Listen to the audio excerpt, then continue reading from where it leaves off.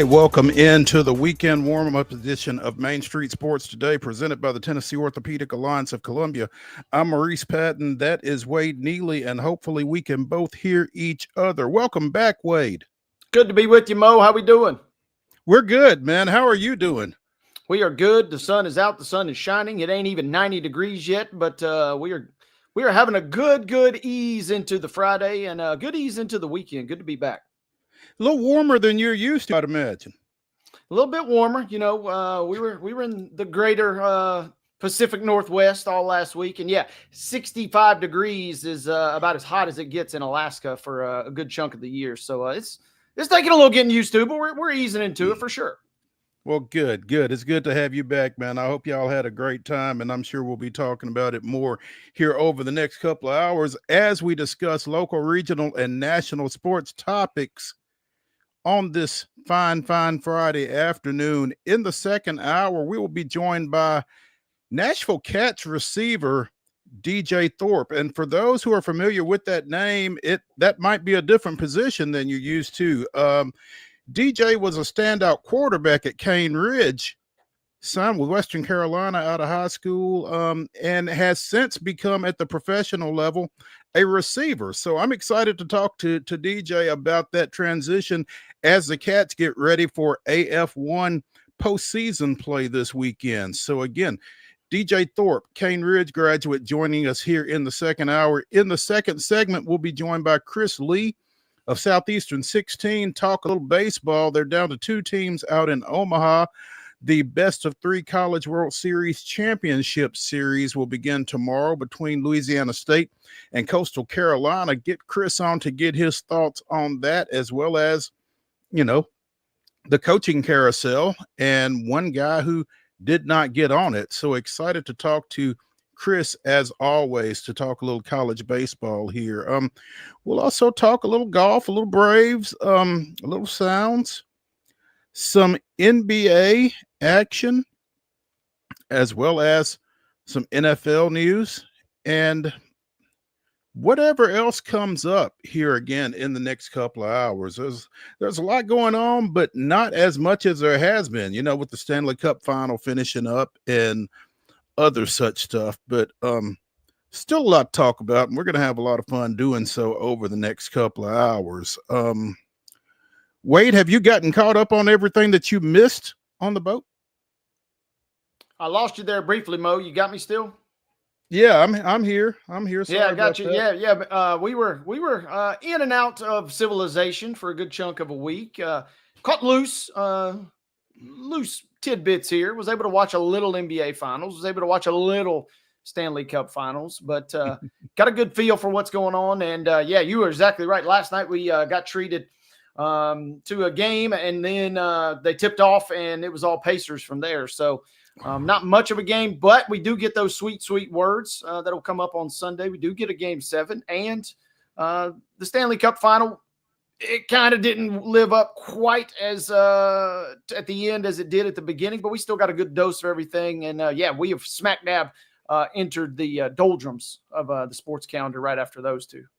Yeah, it's a little slow, as you know, as I was kind of getting ready for today's show. It not quite as abundant a variety of stuff as we have had here over the last few weeks, but we're going to soldier on. So let's go ahead and get into it, Wade, with yesterday's results and the weekend schedule on the rundown. This is the rundown. Lock and load, boys and girls. Friday rundown is here, and that means we turn back the clock and we give you the results from Thursday night. A couple of baseball scores to update you guys on. It was the Braves defeating the Mets 7-1. The Athletics topped the Astros last night 6-4. WNBA scores: Phoenix with a nice win, 89-81 over the Liberty, and Golden State with a very nice win, 88-77 over the Indiana Fever. Game 6 of the NBA Finals, not as close as the final score indicates. It was Indiana 108, OKC 91. And just because I missed you guys, just because I love you guys, last night in Gold Cup action, the United States, not the greatest performance, but they do advance to the knockout round of the Gold Cup with a 1-0 victory versus Saudi Arabia. Hey, at least it was a win. A win is a win. Didn't necessarily feel like a win, but they got a win, and they're moving on to the knockout of the Gold Cup. Always good. Absolutely. Major League Baseball this evening. The Atlanta Braves travel south. They're taking on the Miami Marlins. First game of the 3-game series down there begins at 6:10. You can see it on FanDuel Sports. Also at 8:38 tonight, the Astros continue their West Coast swing, stopping off in LA, taking on the Angels. Again, that's an 8:38 first pitch out there at Angel Stadium. The Nashville Sounds continue their series at First Horizon Park against Iowa. That's a 6:35 start. It's the 9 weekend. Be sure and get out there and check that out. Also, you got Friday fireworks tonight.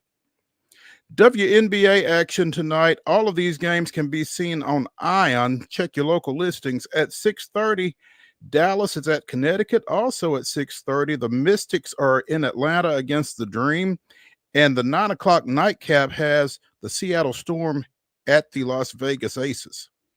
Let's go to Saturday. Let's start with baseball. Marlins and Braves pick it right back up. 3:10 will be your first pitch there. Game can be seen on FanDuel Sports South at 8:38. And not a moment before, it'll be the Astros at the Angels tomorrow night. Again, Saturday baseball, MLB action there. Sounds, Iowa at Nashville, 6:35 p.m. will be your start time. It'll be Hit City Saturday. The 9 weekend will continue. And as Adam English told us a couple weeks ago they would, it'll be Butch McCord jersey giveaway. Make sure you get out and support Nashville, and also make sure you get out early because that will be a popular giveaway item celebrating Butch McCord. WNBA action tomorrow, doubleheader of sorts, one early, one late. First one tips off at noon on ABC. Phoenix will be at Chicago, 7 p.m., the nightcap, as it were, on NBA TV. It'll be the Sparks at the Lynx.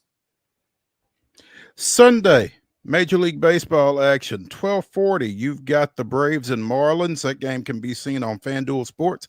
At 3:07, it's the Astros and the Angels. And at 2:05 over at First Horizon Park, the Nashville Sounds finish up their series against the Iowa Cubs. It's Art in the Park, and it's Sunday Family Fun Day. Not quite a full slate of WNBA action, but a good-sized slate for the women, starting at 2 o'clock as the Indiana Fever travels west, taking on the Las Vegas Aces. You can see that one on ESPN. Also at 2 o'clock, the Dallas Wings will be at the Washington Mystics. That one will be on ESPN3, as will the Chicago Sky at the Atlanta Dream on ESPN3 at 2. 6 o'clock on the NBA TV. It is the New York Liberty at the Seattle Storm. And at 7:30, no TV listed for this one, but it's the Connecticut Sun at the Golden State Valkyries. Also televised 7 o'clock on ABC. It is that Game 7 that we talked about earlier, and we'll talk about more later. The Indiana Pacers travel to Oklahoma City, taking on the Thunder. This championship series will end Sunday night. Somebody's going to walk out of there with the Larry O'Brien trophy. Again, 7 o'clock tip on ABC. And at 4:30 on Sunday evening, the Southwest Kansas Storm will play the Nashville Cats at F&M Bank Arena in Clarksville in the semifinals of Arena Football 1. Ladies and gentlemen, that is your rundown.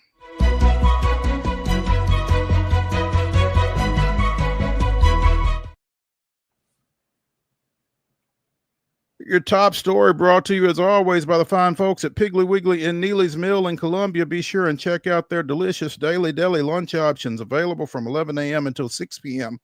Also, their hand-cut meats, and everything is cost plus 10% at the cash register. Piggly Wiggly, Neely's Mill, Columbia, bringing you our top story. And after finishing tied for 7th at last week's U.S. Open at Oakmont, Scotty Scheffler took a couple of days off, I guess, got some things right, and finished the opening round at the Travelers Championship, where we've come to expect him to be, atop the leaderboard. Scheffler shot an 8 under 62 on Thursday at TPC River Highlands, and, you know, just kind of doing what he's done all year to this point. He and Austin Eckroat were tied it for the lead coming out of Thursday's play. So,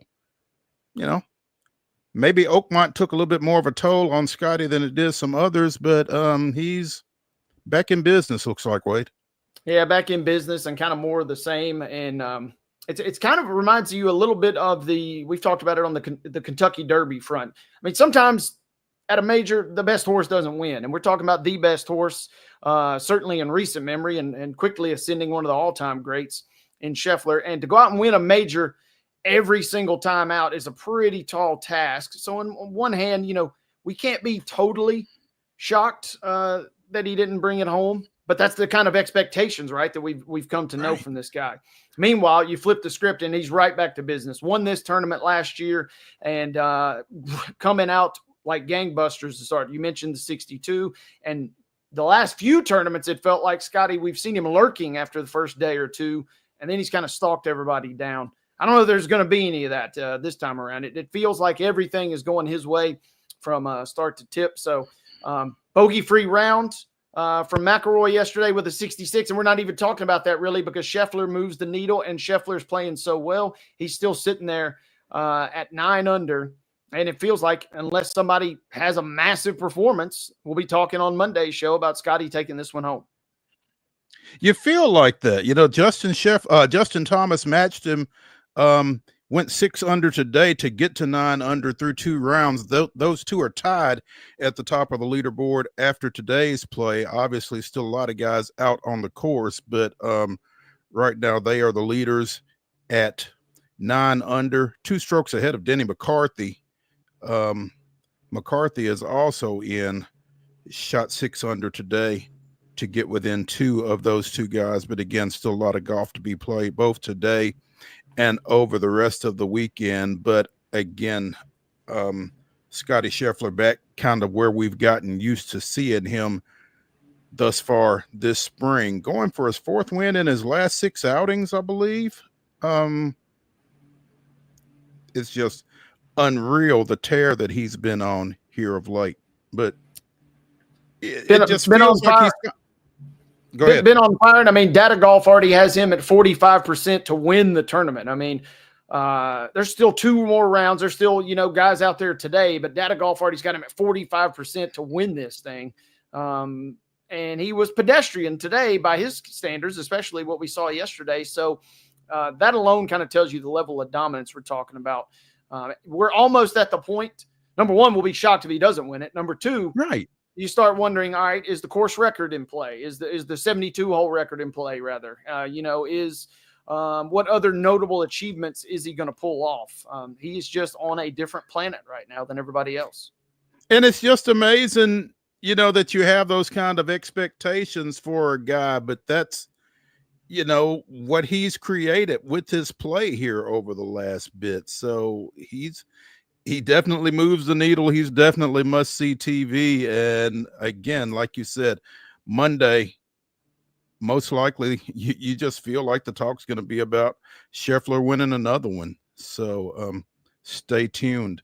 Meanwhile, on the Korn Ferry Tour, former Brentwood Academy standout Blades Brown shot a 2 under in the Blue Cross Blue Shield of Kansas Wichita Open yesterday. That had him tied for 73rd and just below the anticipated cut line. Trying to find him today, and I'm having to look pretty far down.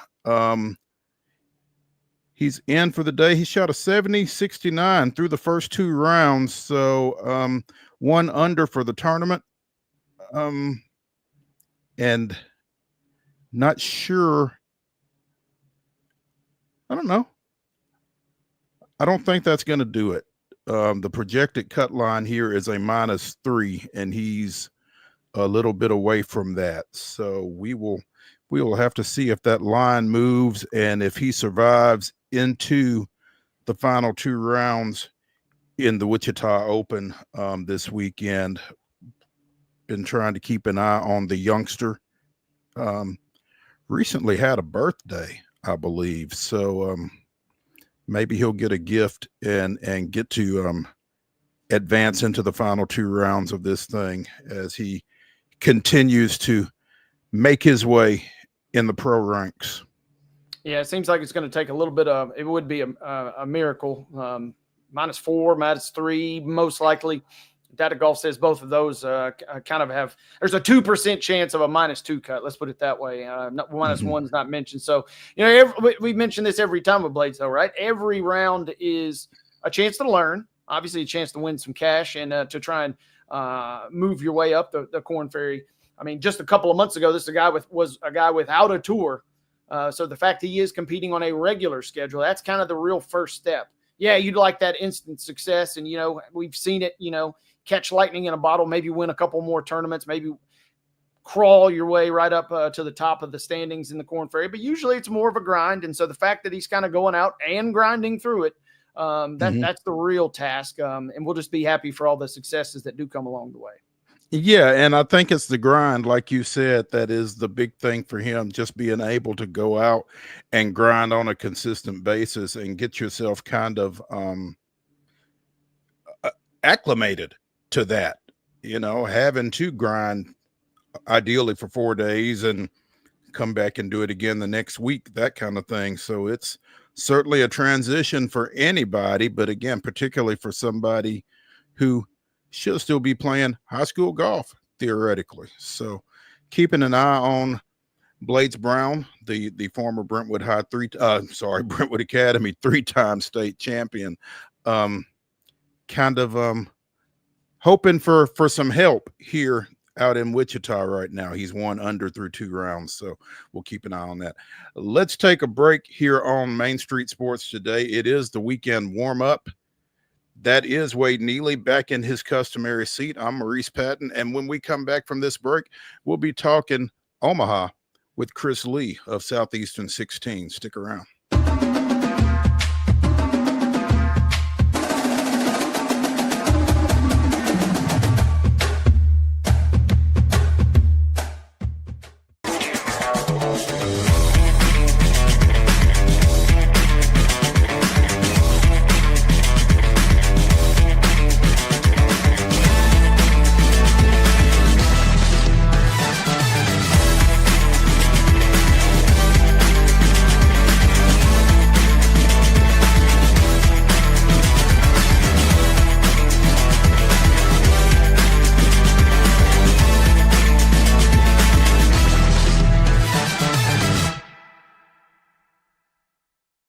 Deep in a forest at Nashville Zoo, new creatures here for you to view. Phantoms graced in black and white swing high in trees of dappled light. In rocky crags, tall and steep, small antelopes with nimble feet. A wise old man with beard of white, a sentry perched on stony height. Amidst it all, a hunter lies, with coat of gold and steely eyes. A new adventure just for you. Leopard Forest at Nashville Zoo. Open now. Busy bee, yeah, busy bee. If you need Hold on, y'all, hold on. I need to make a call. Hey, this is Brianna with Busy Bee. I'm giving you a call to let you know your technician is on his way. 3-3. Bee, oh, busy bee. Guys, not yet. Not yet. Busy bee, oh, Now busy I'm ready, bee. guys. Call 775-7833.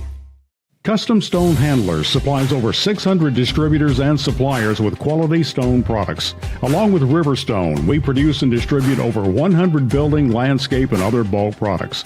Our goal is to provide quality products, service, and partnerships to ensure our customers' success. We firmly believe the measure of any person or company is how you treat other people and customers. Give them a call at 931-490-4990 or visit CustomStoneHandlers.com.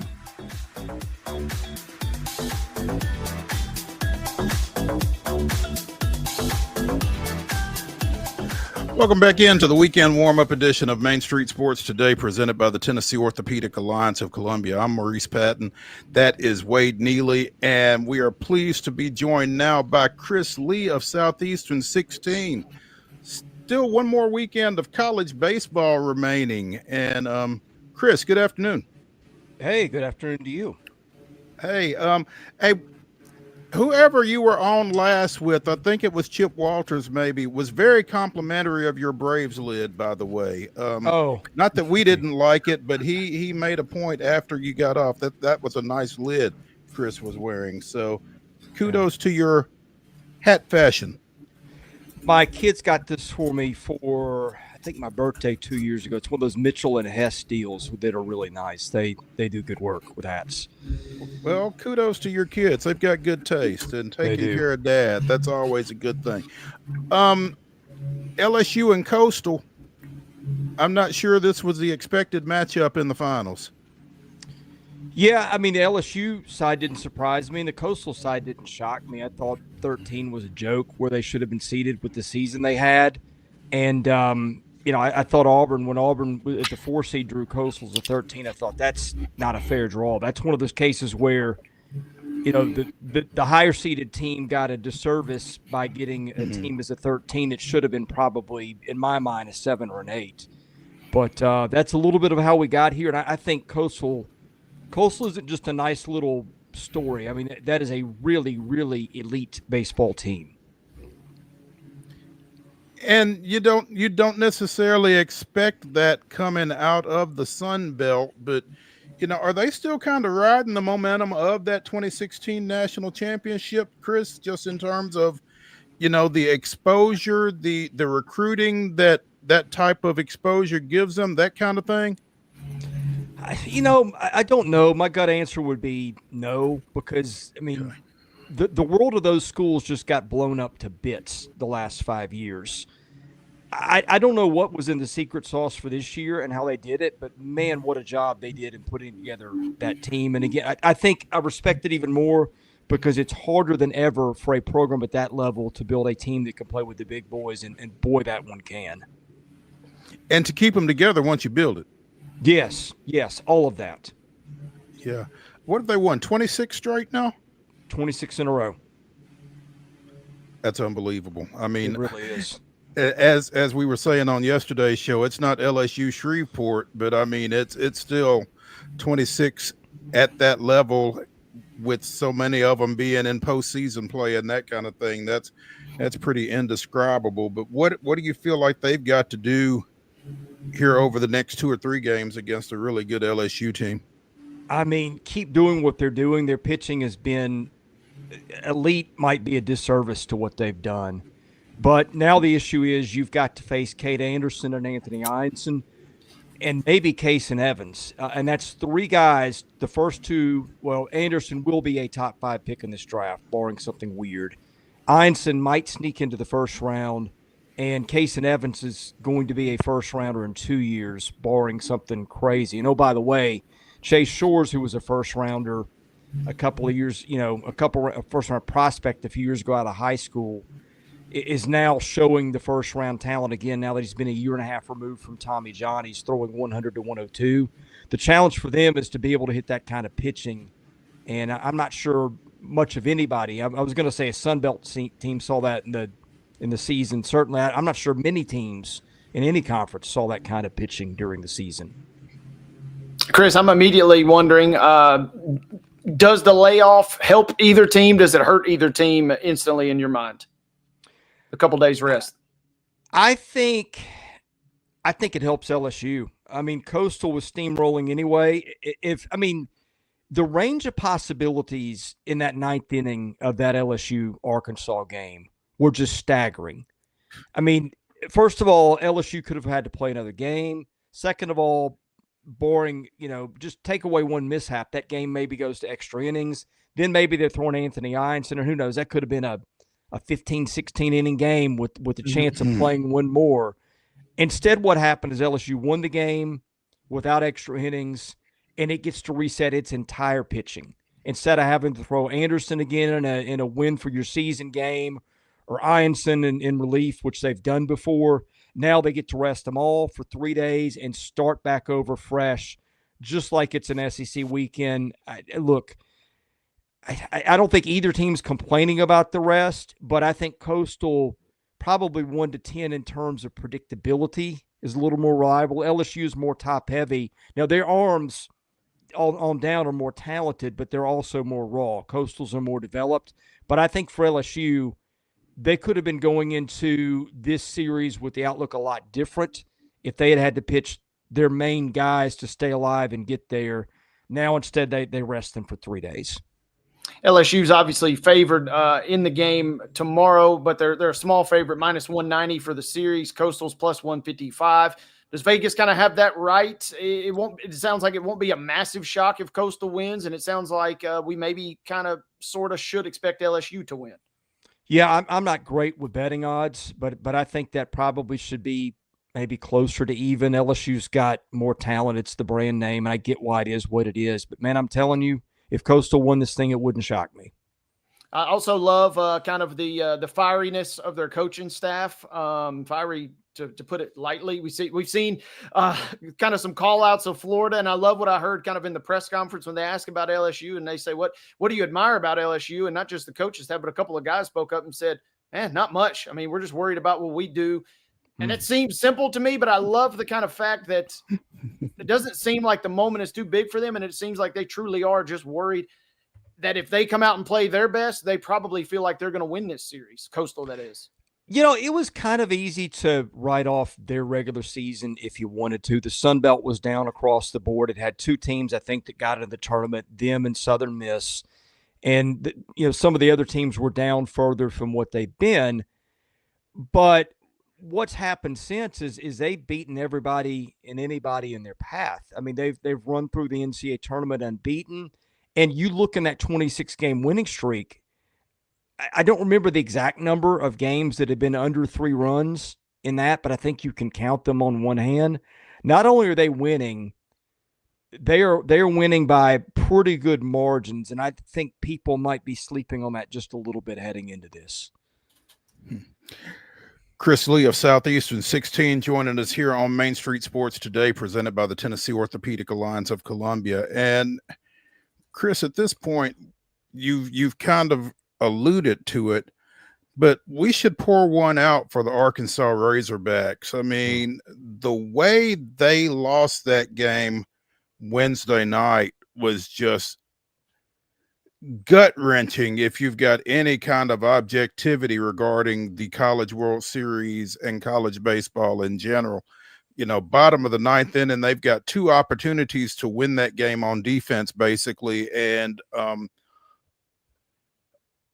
a brain freeze maybe takes them out of one of the opportunities, and just a misplayed fly ball takes them out of the other one, and all of a sudden LSU walks it off 6-5. Just a tough way to lose a ball game for a team who has found tough ways to lose ball games in Omaha in the past. I love the way that you worded your question there with the part about feeling for them, because we do live streams after all these games involving SEC teams in Omaha, and we'd set the stream for 9, not knowing if the game would be over or the game would be almost over. And so we started the game in the 9th inning, right? And so we're walking through it live. And look, your job in sports is to be neutral and call it as you see it. And I'm watching, and we got LSU fans watching with us. We got Arkansas fans watching with us.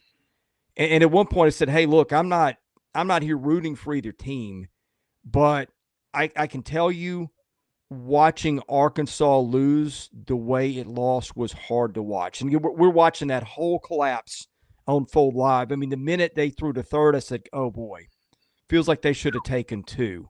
And then the Davalon misplay, the only error that kid made all year, by the way. The play at first where, nobody, covered in time, and they had the error. There was the decision to pitch to Bear Jones. There was the decision to throw a true freshman, albeit a really elite talent in Cole Gibbler in that spot. I mean, there were at least 5 things, and I feel like I'm forgetting something that I could have brought up there too that happened. And you're just watching that happen. And that's hard to watch for anybody, right? But this is a fan base that is convinced that it is cursed. And even during the season when they were number 1, you would hear the fans say, we're cursed, it's not going to matter. And I would tell them, hey, I don't believe in that stuff. And your team is elite enough to win it all, which I still believe was the case.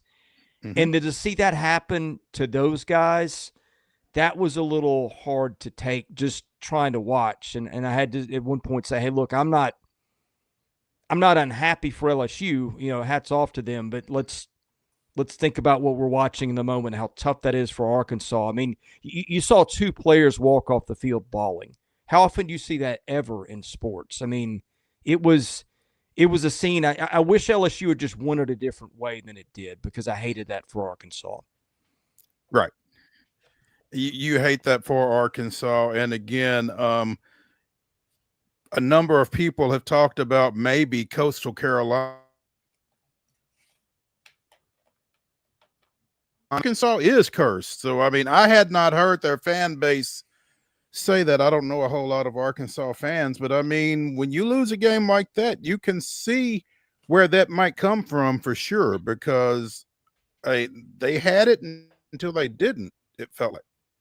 Yeah, and it all goes back to 2018, the drop pop up, and I just think they never got that out of their system, and I think that's one of those things that the way they lost that brought back all those memories, and it just was, I think, tough for them all to swallow. What does Arkansas immediately look like going into next year, Chris? Will they be a top 5 team, a top 10 team? Kind of where do they sit as they're currently constructed? Yeah, they'll be top 10, if not top 5. I mean, they just off the top of my head, they'll bring back their catcher, first base, second base. I can't remember of their outfield, but their pitching is really going to be special again. They'll bring back Cole Gibbler.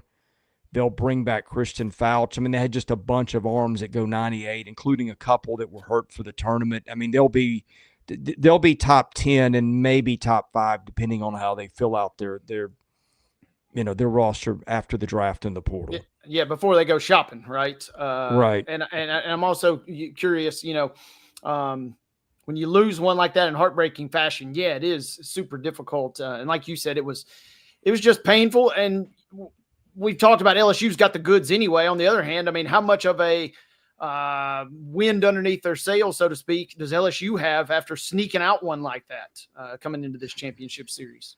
Well, I mean, look, they can't be hurting for confidence, right? They've gotten this far. But I think the big thing is there's two big developments that I've watched. I think the biggest is Bear Jones, because he goes 0 for 5 in the first game in Omaha, strikes out 5 times. There was video all over the internet of him going and working on his swing. And then what did he do? He started hitting the ball to the opposite field power alley, hit 2 huge home runs, just missed another one that went for, I think, a double. And I think had another big hit in game 2. So you've got him going and confident. I think that's the biggest thing. And Chase Shores, the last outing wasn't good, but that was the 3rd day in a row he pitched. Again, he was a guy that could have been top 10 or top 15 in the draft coming out of high school. Went to LSU instead. Started pitching again this year. Wasn't always pretty. You couldn't always trust the control, but he started going out and hitting his spots and getting it up there between 100 and 102. I thought that and Zach Cowan, who had pitched twice since May 9th until I guess game 3, something was wrong with his mechanics. He dominated the first 3 months of the regular season, and then something was off. And his last 2 starts coming into Omaha had been awful, or his last 2 appearances. Both those guys were really, really good in Omaha so far. And so now instead of it just being Anderson, Ines, and Evans, and, we'll see what you get out of a bunch of talented guys, Jaden Newt in there too. Newt also pitched well. Now you got maybe 3 guys in addition to that you feel pretty good about. And oh, by the way, Anderson and Einson have both thrown complete games this year, and Evans, who closes for them, has also had a 6-inning start. So I'm always looking at how do you cover 27 innings? I mean, they can almost do it with those 3 themselves, and now maybe their next 3 guys in line are pitching probably as well as they have all season. Chris, in a College World Series field that felt like it was kind of overrun with fantastic shortstops, Stephen Milam is as good as any of them, and he's wearing purple and gold. How much of an advantage is that for LSU here in this finals? Well, I mentioned Bear Jones not hitting really well a lot the last of the regular season in the tournament. Derek Curiel, who's another elite future first rounder who plays left, has kind of been in that category. They both figured it out a bit in Omaha. And Milam has been the one guy, Mo, that's been so consistent for them. I feel like he's worn out the right field foul line with doubles in this tournament, and it's just been a rock for them everywhere. He's been very important in them getting here. Stepping away from Omaha for just a second, Duke didn't take long to come up with Chris Pollard's replacement, plucking the pitching coach from Wake Forest. This whole situation has been, it feels a little incestuous. Virginia grabbing Chris Pollard from Atlantic Coast Conference rival Duke hiring Wake pitching coach Corey Muscara. I mean, they've kept it close. All of them, looks like. Yeah, and Wake's pitching coach was supposed to go to Mississippi State. In that coaching transition too. They thought they had him, and then at the last minute they didn't. Maybe now we know why. But yeah, I mean, and not just a good pitching coach. And Wake's arm development has been, right up there with anybody's the last 2 or 3 years. Mm-hmm. But you're also looking at a guy who helped probably recruit a lot of those guys. So you get that part of it too. And then another guy who had been in the mix at Duke, once he doesn't get the gig, resigns or extends at Murray. And I just lost his name, but Skierka. Dan Skierka got a 4-year extension from the Racers. So nice little bump for him. Yeah, you kind of like to see that in a day and age where a school like that can almost never keep a coach. Good story, and hope that I hope they're able to develop that into something lasting. Everything that you just said about Coastal Carolina, though, and the success that they've had, it's going to be interesting to see how Murray is able to replicate this in the Missouri Valley and continue to A, keep their guys, but B, bring in more guys behind that. Yeah, I mean, unfortunately, the odds are they probably won't. I hope I'm wrong about it. Now, I'll say this, they're in a much better baseball conference now. The Valley's had some teams that have been pretty good. Indiana State's hosted before. There's Dallas Baptist before they moved, I guess. Yeah. I mean, it's a pretty respectable baseball conference. So that does help you a little bit. Obviously, you raised your profile in Omaha, and everybody knows, you've seen the pictures of the cut up outfield wall and stuff like that, and the stories about the lights. You would hope now, with them being in the spotlight, there would be some attention to those things. But it's a story I think we all root for that to work out. Odds are against them. You see a lot of cases where somebody hits a hot streak in postseason. They're all over TV. You see it in basketball too, and then maybe they get a better job and they're not much heard from again. Here's hoping this one goes a little differently. Real quick, speaking of Murray State, I mean, in the old school era, all those things you just said, Chris, would you think lead to success? Does this help them maybe load up the purse a little bit and make a run at some guys in NIL now? I mean, it can't hurt. I think you probably have people now that care there more than they did before. A friend of my son's, his father went to Murray State, known him for years, and he's a Kentucky fan.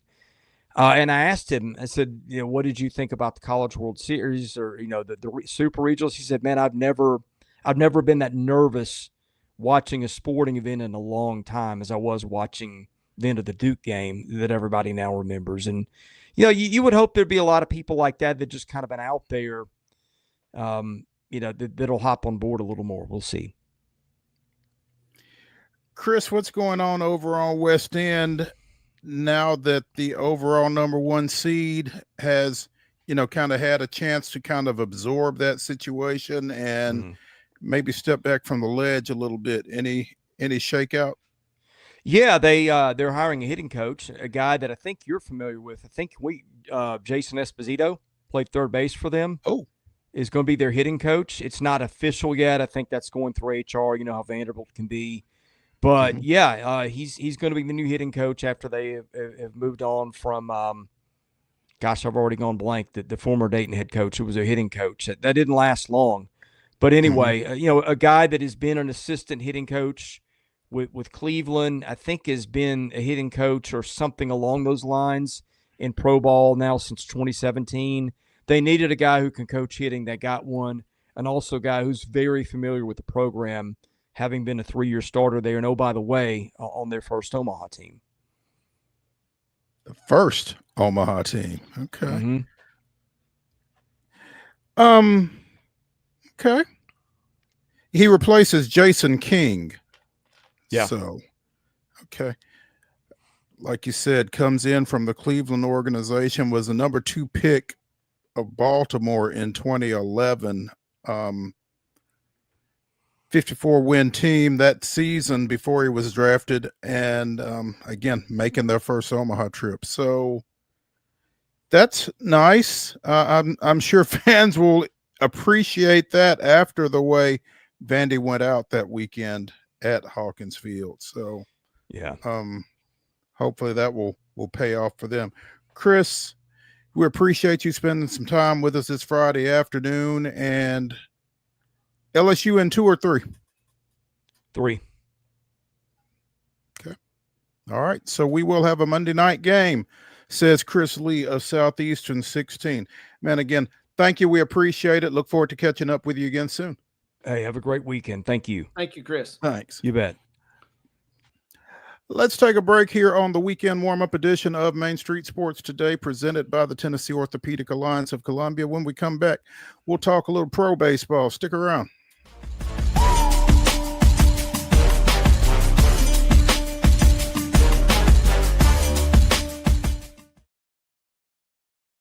If you want the latest in weather conditions, be sure to tune in to our Busy Bee Plumbing weather report each weekday on Mornings on Main Street. Brought to you, of course, by Busy Bee Plumbing, Heating and Air Conditioning.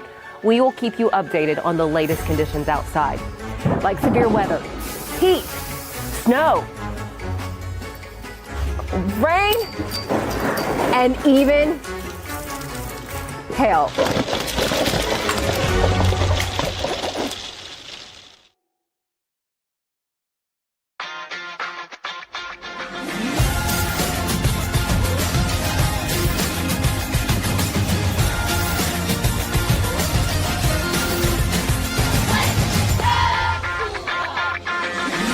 Zion Christian Academy at zioneagles.org or 931-388-7531. You can schedule your appointment to visit their beautiful campus. Again, zioneagles.org or 931-7531 to schedule your visit today.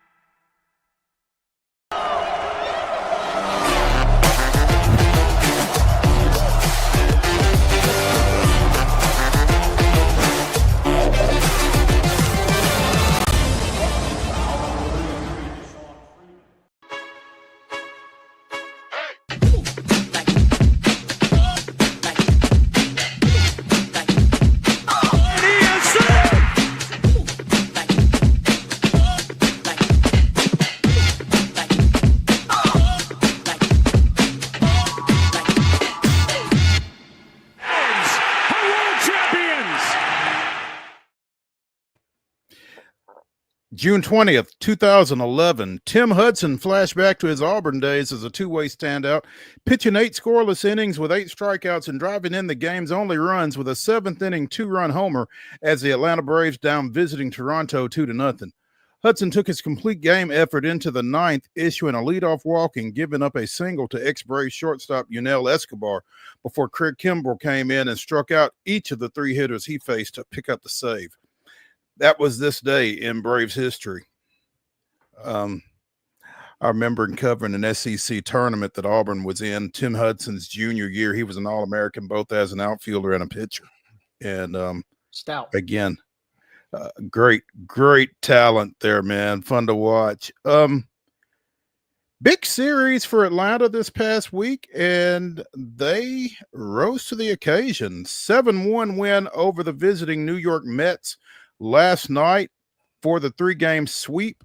Their first series sweep since they took 3 from Minnesota back in mid-April, the 18th through the 20th of April. They are 7-2 now since that road series up at Milwaukee about a week and a half ago. So, you know, I don't want to say that they've turned a corner, because with this team, the way they've played to this point, you never know. But again, taking 3 from the team that came into town leading the National League East, got to have you feeling pretty good about yourself. Spencer Strider last night, 8 strikeouts over 6 innings.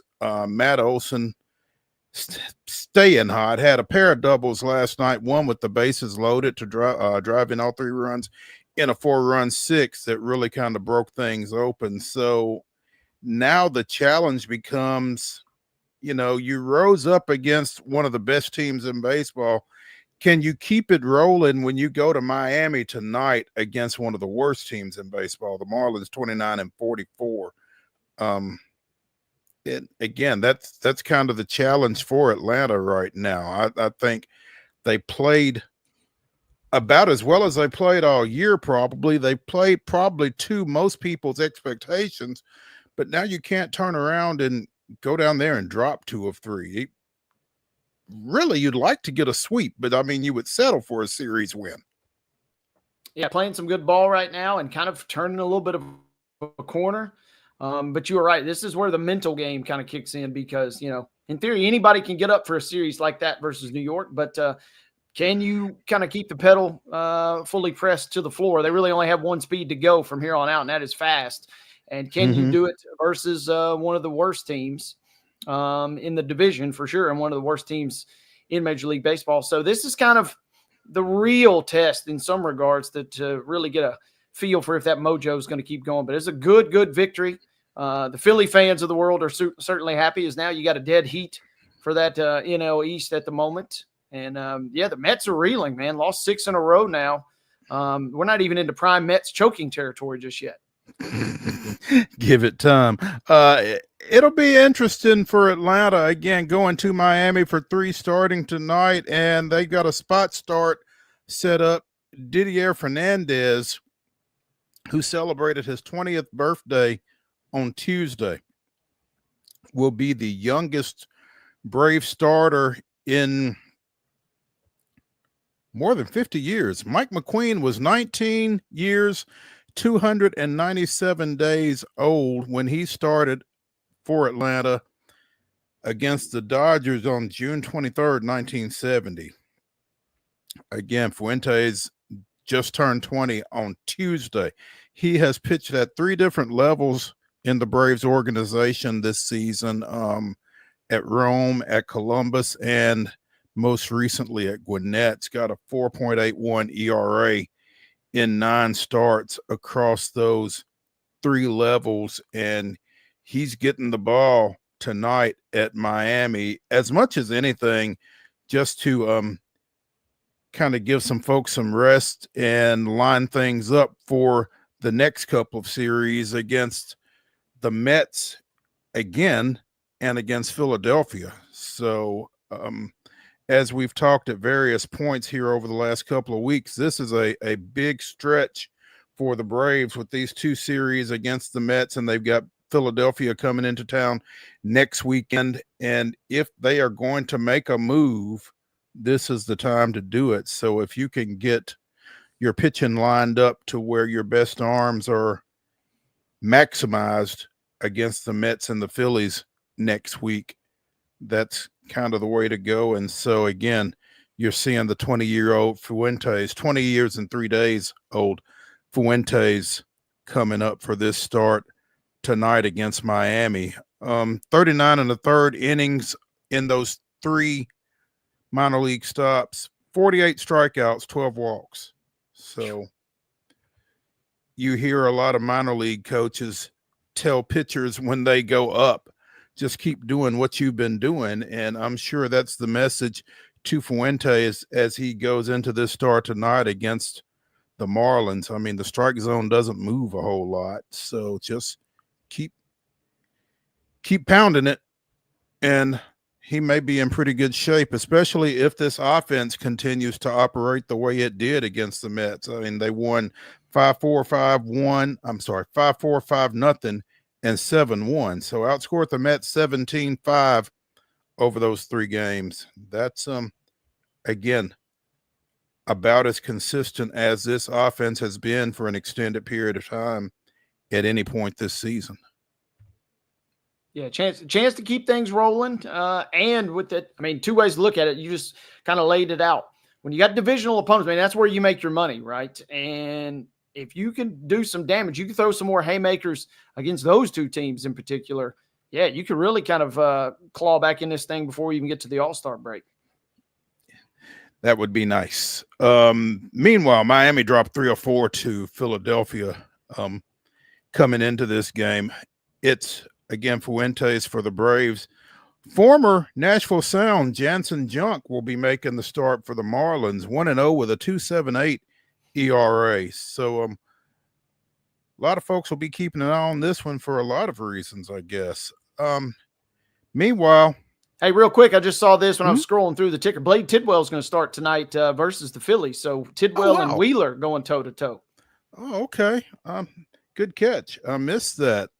His second start, hopefully this one will go better than the first one did over at St. Louis a few weeks ago when he came up from AAA. So, yeah, good for him. It's nice to have a Loretto guy in the majors. We mentioned earlier this week, I guess it was, Ryan Weathers on the 60-day the 60-day injured list with a strained left lat. So hopefully he's coming along with that. But yeah, it'll be fun to keep up with Blade and how he goes here tonight in that matchup, because that's a huge one for both those teams. So seeing a lot of young guys this time of year, I guess, kind of trying to give some folks a little breather and a chance to kind of reset a little bit. Alex Anthopoulos was on 680 The Fan earlier this week and flat out said there is 0 chance that the Braves will be moving Chris Sale at the deadline or at any point before that. You know, we had even conjectured that maybe that being a possibility, just given the way the Braves were going at that point, and, you know, Sale being probably the most tradable asset on that roster at this point. But he said 0. I've seen the speculation. It's completely ridiculous to me. We are not selling, especially someone that has club control beyond the current year. Will not happen. I never make definitive statements unless I'm going to stick to them. Once you make definitive statements and then you go back on them, you're a liar and you're done. Will not happen. Bold, italicize it, caps, so much so that I'm trying to make a trade now. It's very hard to make a trade in June, just to signal to everybody that we will not sell. So there it is. I mean, so if Chris Sale gets traded, then yeah, Alex Anthopoulos lied, but it sounds like that's may not gonna happen. but may also be a good businessman. You know, we've seen this before, right? Absolutely, we will not do this. And you don't want to tip your hand too early. Yeah. Yeah. Well, things changed. So, you know, that's a pretty strong statement, though. I mean, and maybe he kind of foresaw what just happened this past 3 days here. Maybe he knew that this team was getting ready to snap out of it, or had some faith that they would snap out of it at some point. They're only 5 games under 500 at this point, and I don't know that there's an only behind 5 games under 500, but given where they were, it kind of fits. Meanwhile, Houston played its way into a split of its 4-game series out at Sacramento against the Athletics. The Athletics winning 6-4 in 10 innings last night. So again, that's a split. Houston now at 43-32 on the year, still atop the AL West. Is that right? Yep, still atop the AL West, still best record in the month of June, but don't need to be giving away games to the Athletics. They battled back to get into it down early, clawed back, made it 4-4, and let it slip through their fingertips. Playing well as of late, but those are teams you need to be beaten on a better than not basis. The A's have only won. They're 8-10 in this month, so Houston kind of probably don't want to give that one away, but you'll take it and just roll with the punches here. Got a somewhat hot Angels club to deal with now. Yeah, somewhat hot Angels club that took 3 or 4 at Yankee Stadium earlier this week. The Angels getting back home. They are 2 games under 500 at 36-38. It'll be Brandon Walter going for the Astros. No record with a 1.53 earned run average. Jose Soriano 4-5 with a 3.54 making the start for the Angels. And like you said, Houston at the top, but certainly not wanting to take any time or any momentum off at this point. It sounds as if the AL West is not quite as contentious as the NL West right now. And maybe that's a scheduling thing, because the Dodgers and the Padres have played 7 games in 11 days. And, you know, the old saying, familiarity breeds contempt. Well, apparently there is some contempt between these two. Last night, both Fernando Tatis and Shohei Ohtani recorded HBPs. The former drawing both teams out of the dugout, and the respective managers getting after each other. Dave Roberts for the Dodgers, Mike Shildt for the Padres. Tatis was hit for the 3rd time by the Dodgers last night, and apparently the Padres took exception to that, and that's when Ohtani got hit by reliever Robert Suarez in the bottom of the 9th. Again, Shildt and Roberts both ejected. San Diego bench coach Brian Esposito was ejected, and Suarez, after hitting Ohtani, got pitched as well. So there have been 10 hit batters in the past, 7 games between those two. So maybe they need a break. Maybe they need a break, but also, man, Marvin Hudson, you know, he's the home plate umpire last night. He blows the call on the immaculate inning, and he's probably thinking, well, it won't get much worse than this. Little did he know, benches were going to start clearing in the 9th inning. Tough night for Hudson. But, yeah, you're right. I think we see this with NFL and the training camps, right? You know, you start practicing against the same guys for so long, start hitting each other for so long, you start getting a little cranky. Yeah. And it's starting to get a little warmer. Everybody's a little on edge, I guess. That series I probably kind of brings the intensity out. So you kind of get what you get. Like I said, maybe they just need a break. Iowa with a 6-1 win over the Sounds last night over at First Horizon Park in the 3rd of 6 games. Iowa leads that series now 2-1. Bobby Dahlbeck with a 7th inning RBI following Andrew Vaughn's triple for the only run for the Sounds. And with that loss, Logan Henderson loses for the first time in his last 8 decisions with the Sounds, and he had been 10-0 in his last 10 decisions, 7 with the Sounds, 3 with the Brewers. So Logan Henderson's run comes to a stop. The Sounds and the iCubs go back at it again tonight. 6:35 start over at First Horizon Park. Wade, I know it's not Tito's tail wagging Tuesday, but you're going to try to make it out at any point this weekend? TBD on that. Got to ease back into the ball. Because when I'm at the ballpark, I'm going hot dog, I'm going ice cream, and I had a lot of waistline problems over the last week. So I gotta watch that. But yeah, sounds like they had a good homestand. We ran it through in the rundown. Got a lot of cool giveaways. They're celebrating a lot of cool stuff this weekend. Juneteenth last night. Big crowd. Hopefully was out there to celebrate that. So unlikely to see me out there, but you never know. May be able to peel over and catch a little action, a little day game maybe at some point. There we go. That's going to do it for hour number 1 of the weekend warm-up edition of Main Street Sports Today, presented by the Tennessee Orthopedic Alliance of Columbia.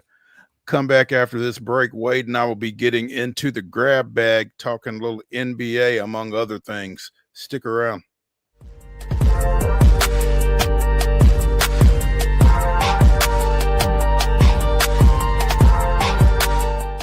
Jones & Lang Sporting Goods here in Columbia has been outfitting teams, officials, and anybody else from T-ball to college for 50 plus years. Be sure and check them out at 931-388-8060 or online at jonesandlang.com. Jones & Lang Sporting Goods, the look of a winner. Zion Christian Academy at zioneagles.org or 931-388-7531. You can schedule your appointment to visit their beautiful campus. Again, zioneagles.org or 931-7531 to schedule your visit today.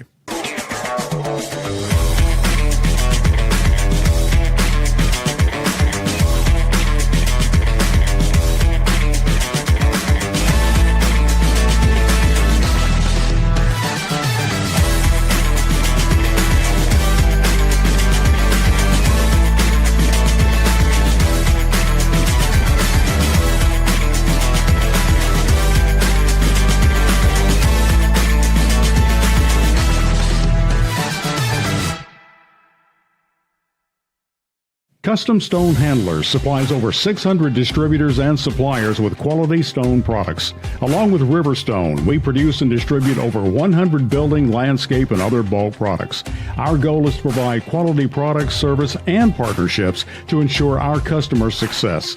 We firmly believe the measure of any person or company is how you treat other people and customers. Give them a call at 931-490-4990 or visit CustomStoneHandlers.com. Piggly Wiggly, located in Neely's Mill Shopping Center, is Columbia's locally owned and operated Cost Plus 10 grocery store dedicated to serving the community with low prices and smiling faces. Piggly Wiggly offers fresh, hand-cut meats daily, as well as daily hot plate lunches from their deli counter. You're certain to see smiling faces and a helping hand when you're here at Piggly Wiggly. Come by and check out our fresh produce, high-quality meats, and more. Down home, down the street, we'll see you at the Pig.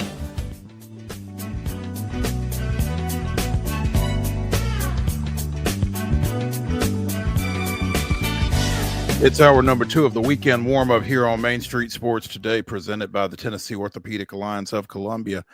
That's Wade Neely back from vacation. I'm Maurice Patton, headed on vacation at the end of this show. But right now, it's the grab bag. And neither the Pacers nor the Thunder are going on vacation yet, thanks to the Pacers' 108-91 victory last night at Gainbridge Fieldhouse.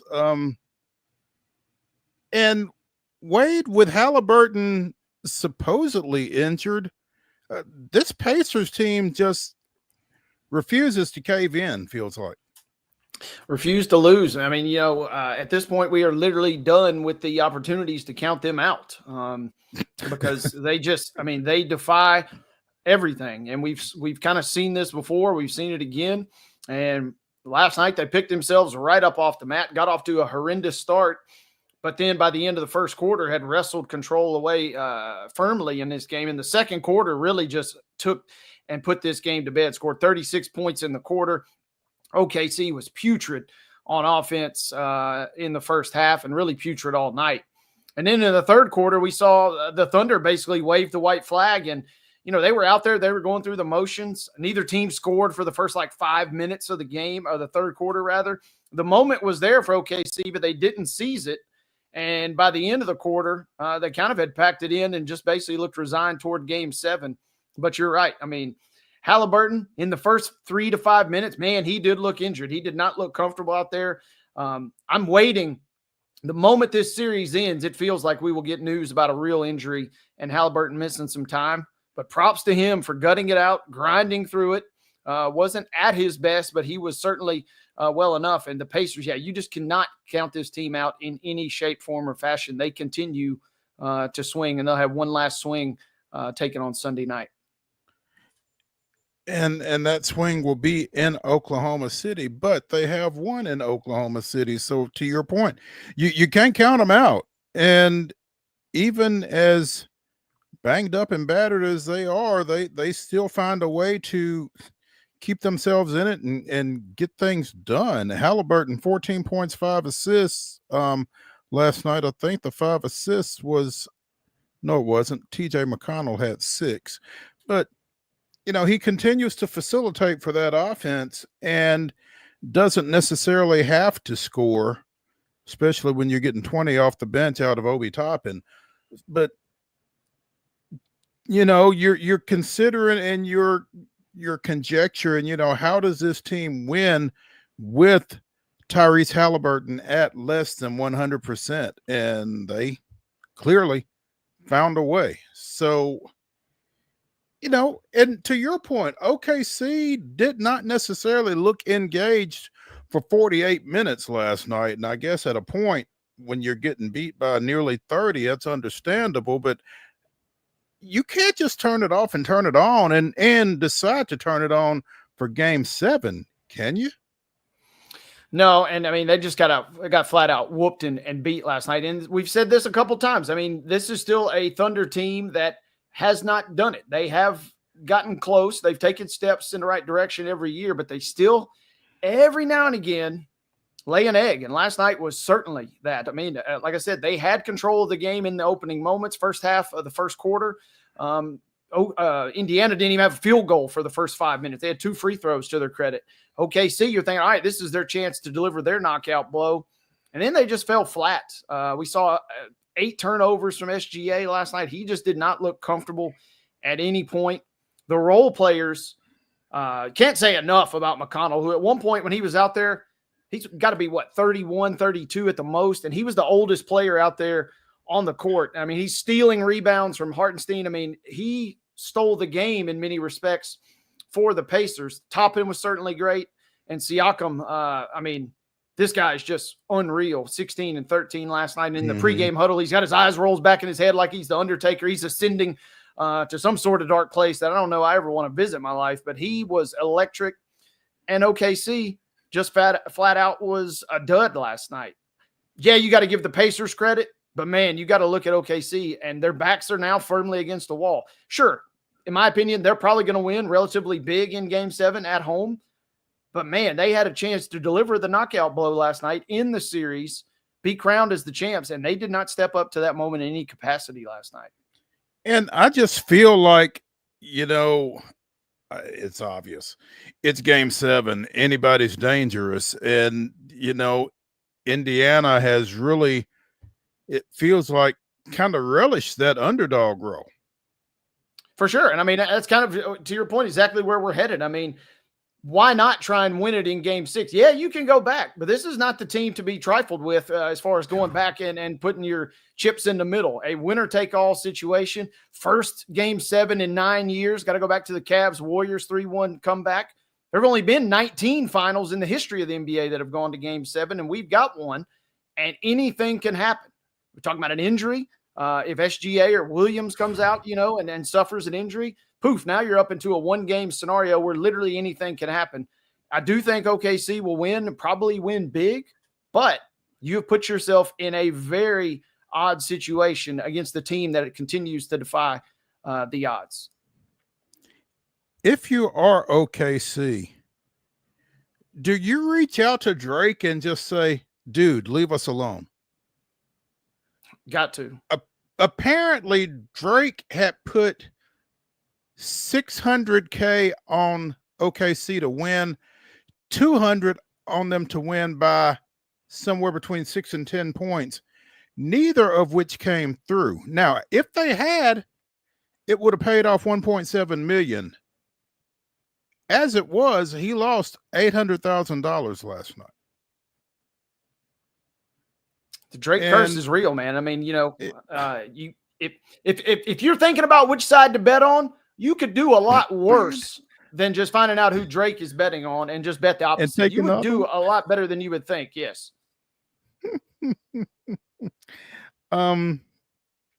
Drake is no stranger to losing bets. The Drake curse, in which teams he's bet on regularly underperform, has been a known phenomenon in the world of sports for years. Shown a net loss of more than $8 million on nearly $125 million in bets over the last month. While the Thunder is warning Drake off, they might want to warn Jay-Z off as well. He had $1 million on the Thunder to win in 5, which obviously, since we're going into Game 7 on Sunday, did not play out either. So celebrities, gambling, and the Thunder apparently don't mix.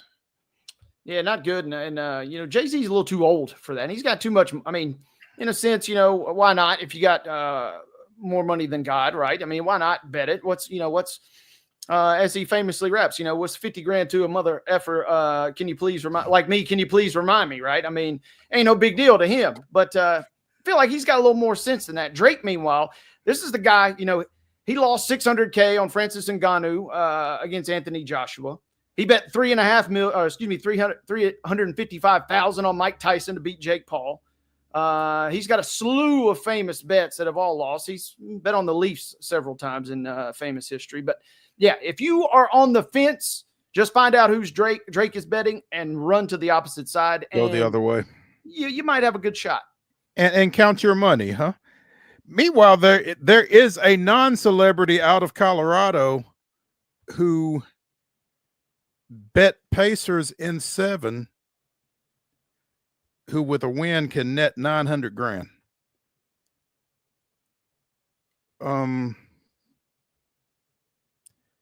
They were plus 500 underdogs for the finals in general, but again, this guy, before they even got started, laid of a little over 125,000, 127,667 on the Pacers to win at plus 700. And again, if Indiana pulls it off, he will win $893,669. Now, OKC is a 7.5-point favorite Sunday, for whatever that's worth, but somebody in Colorado stands to do really well if the Pacers are able to pull it off. So, chance to pull it off. Chance, for immortality. We're not talking about this guy if we're not dealing with a vast sum of money here. And I've got an old school rule. Hedging is for gardeners. The way I look at it. I'm not really into hedging, but for this amount of money, I might be rushing to the other side. I might plunk down a big chunk of change on the Thunder here, at least lock up something, because we are talking about a vast sum of money here.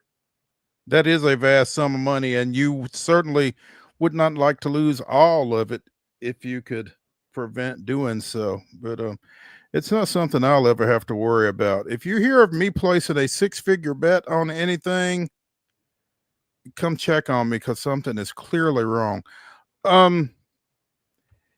Not all went well for all basketball teams from Indiana last night, though.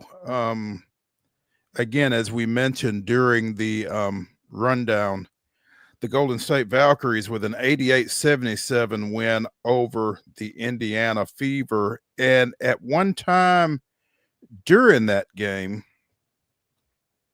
America's sweetheart, Caitlin Clark, went up for a three-pointer, but kind of pity-patted her feet prior to getting the shot off, was called for a travel, and Golden State Warriors guard Brandon Podziemski gave it to her. There's a video. I don't know if Mark has it or not, but apparently he was mocking or giving the traveling sign right behind the official who was right behind Clark as she was going back down after the shot, and it's pretty amazing. But you know, a huge win for Golden State over the Fever, who were coming off a win over the weekend against the Liberty and has been, you know, playing well, obviously. Here we go. Check this out. 61-60, Clark stepping back, travel. I'm sorry, he was ahead of the official. 61-60, Clark stepping back, travel. Tiffany Hayes, putting. That's pretty funny. He had good seats too. I mean, you know, Golden State, they got dumped, but he's still supporting the ladies. A little local flavor there, and that was a good win for them. They're now 6-6 as well in their first season. That is a good win for them, and you know, especially when you compare them at 6-6 to like the Sun and the Wings, among others. So yeah, the Valkyries on a little bit of a roll. Meanwhile, Caitlin Clark is number one in All-Star game voting. Surprise, surprise. 515,993 votes to this point. Nafisa Collier second with 484,000 votes. Aaliyah Boston, Asia Wilson, and Brianna Stewart are your next three vote getters. Paige Beckers is sixth. Indiana's also gotten behind Kelsey Mitchell and Lexi Hull, both of whom are in the top 10 as well. So, you know, go vote for your favorite WNBA player or players for the All-Star game, which will be played next month in Indianapolis, by the way. So, staying in the WNBA, you know, we talk about Caitlin Clark and not talk about Angel Reese? Not in this case. The Chicago Sky forward has caught a lot of grief for her proficiency for rebounding her own missed shots. They've been referred to as me-bounds. So Angel took lemons and made lemonade. She is putting together some merch with Me Bound on it, and she's using some of the proceeds to combat cyberbullying through her foundation, the Angel C. Reese Foundation. It aims to provide equal opportunities in sports, education, and online safety. So again, she's kind of putting her money where her mouth is. She's created this merch around Me Bound, and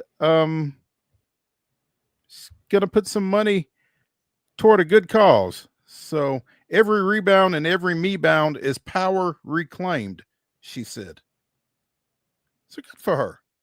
Good for her and smart marketing. I mean, if everybody's gonna be talking about it, you might as well raise some money for your foundation in the same breath. Yeah. There. Get something out of it. Do something positive with it. So yeah, that's good stuff for her.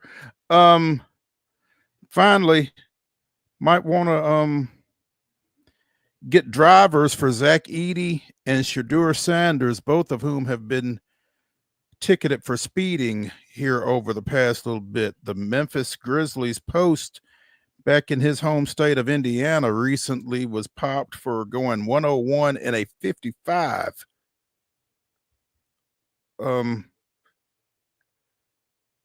Said he was attempting to pass another vehicle. Was released at the scene, will be in court Monday in Tippecanoe County, Indiana. Meanwhile, Shadur Sanders has again been popped not once but twice for speeding over triple digits. Choices, he said. Yes. Most recently, Tuesday in Medina, Ohio, he was hit for, this one was 91 in a 65, but earlier. Apparently, he was hit for doing 101 and a 60. So I don't know.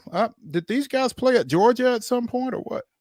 Yeah, you kind of wonder if that Georgia connection is there. And Edie's getting ready. He's either has already had his ankle surgery. He's about to. I'm like, hey, big fella, you don't need to be putting any extra pressure on that. And Shador, though, to you, this will excite you though. Shador has, at least for this sake of speeding videos, has gotten rid of the Cybertruck though. So he's in his big TRX. It looked like in the most recent vid. So these guys gotta be a little careful out there on the roadways, big fellas. Yeah, no doubt. Let's take a break here on the weekend warm-up edition of Main Street Sports Today, presented by the Tennessee Orthopedic Alliance of Columbia. When we come back, we'll be joined by Nashville Cats receiver, former Cane Ridge quarterback, DJ Thorpe. Stay with us.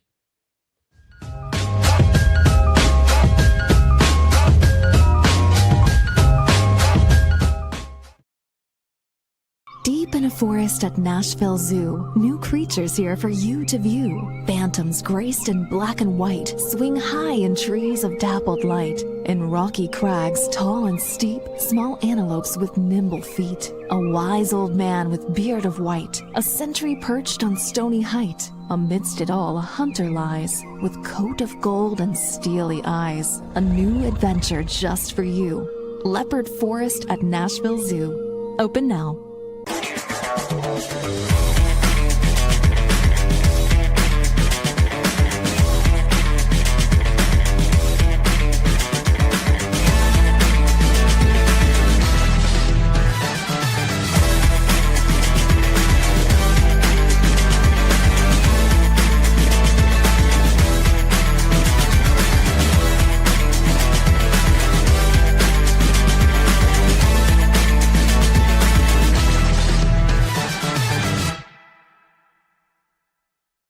Jones & Lang Sporting Goods here in Columbia has been outfitting teams, officials, and anybody else from T-ball to college for 50 plus years. Be sure and check them out at 931-388-8060 or online at jonesandlang.com. Jones & Lang Sporting Goods, the look of a winner.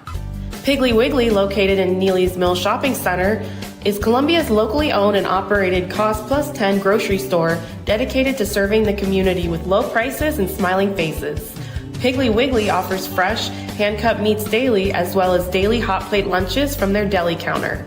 You're certain to see smiling faces and a helping hand when you're here at Piggly Wiggly. Come by and check out our fresh produce, high-quality meats, and more. Down home, down the street, we'll see you at the Pig.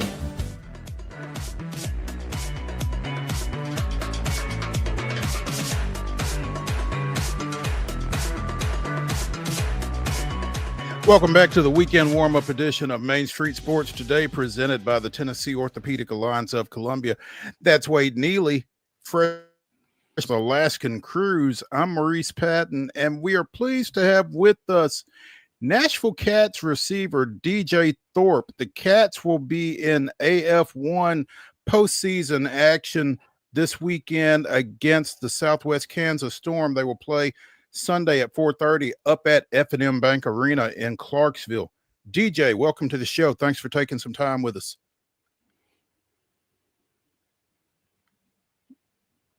DJ's on mute. Mark. My bad. How y'all doing today? I'm doing well. What's up, DJ?